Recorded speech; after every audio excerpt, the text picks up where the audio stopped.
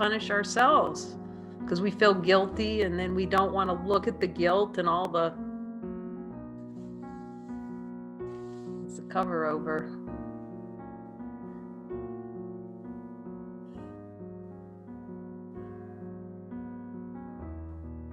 And yes, it does go beyond this life, because sometimes you just like, and several beings have reported that. They've said, you know, I just wanted to kill myself. But at least the ego's out front, you know, then you can really look that it's a desired experience, because we believe salvation is in death of a body, and then we'll be at peace. It's a good, really good one to look at directly, to see what's saying it wants to die.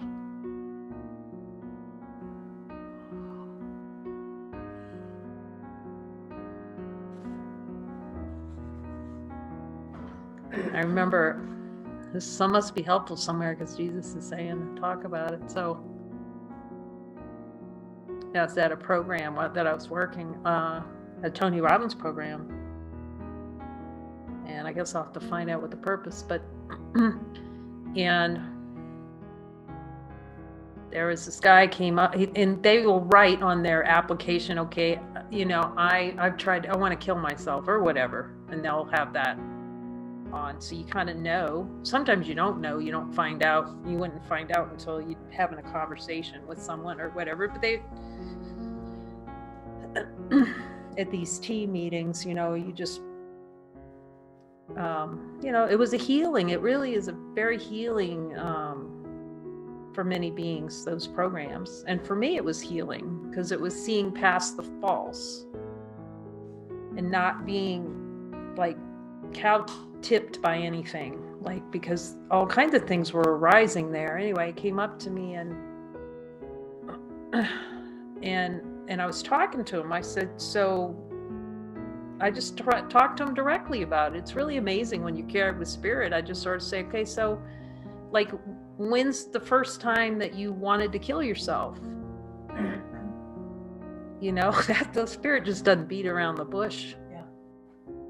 And he said, and we started talking about it, and I said, and we just got in a conversation about it, and it just bloomed into his awareness that when he was 5, his father, he went to a funeral and he saw his father cry for the first time because his friend had died. And he linked in the mind, got linked, this is how the consciousness plays, to love, that he would be loved more if he killed himself.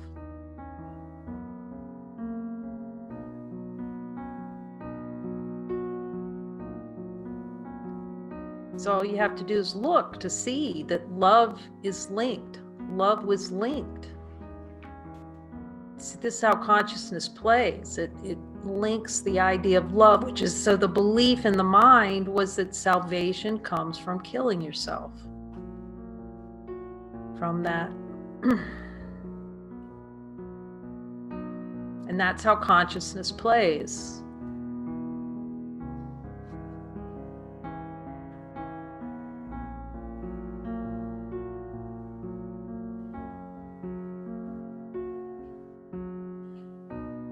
And you'll see that play come up too on the spiritual journey. You know, I just feel like I want to kill myself.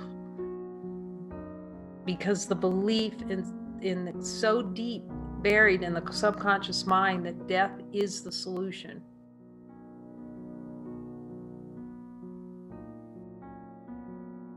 It's just like I talked about going into the prison that time to coach those 2 guys that had been in my class, and they were both in for seemingly killing someone. And we know for sure from Jesus, even the thought of killing someone is not any different from killing someone. But in that case, it was helpful for me to take a deep look at the ideas about killing and guilt, and when I was asking, and I went into that session and I just asked them, okay, so what belief made it okay that was helpful for me when he said, I believed that was the only way. And you can see how beliefs are driving all the behavior, and consciousness arises out of belief. I believed that that was the only way. The belief was that salvation lied in seemingly killing another. But we do the same thing in our mind, in the play of consciousness. You know, so that's for me to see, to really look. It was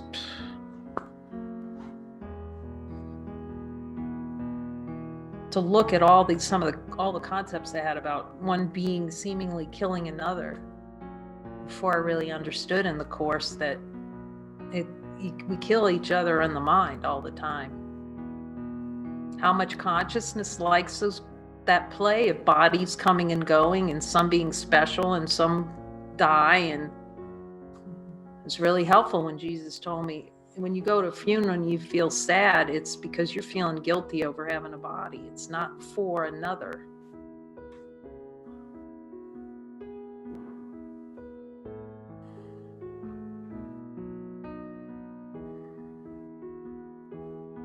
Seeing how deeply we need to look with him at the desire for pain, and how we're driven by things in consciousness that we don't even see, that we're completely outside of our awareness. I can see why he's reminding me of these stories, to be reminded of how so driven by these little storylines and these little beliefs that we don't even know what's driving us, what's driving the cart,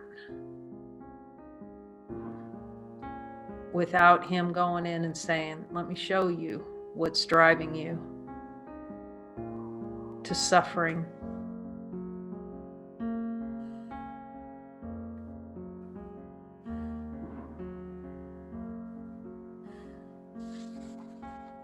The desire for pain and suffering and death, that it's so deeply ingrained there down. I just, like, the more I look, the more I realize I can't find those without him.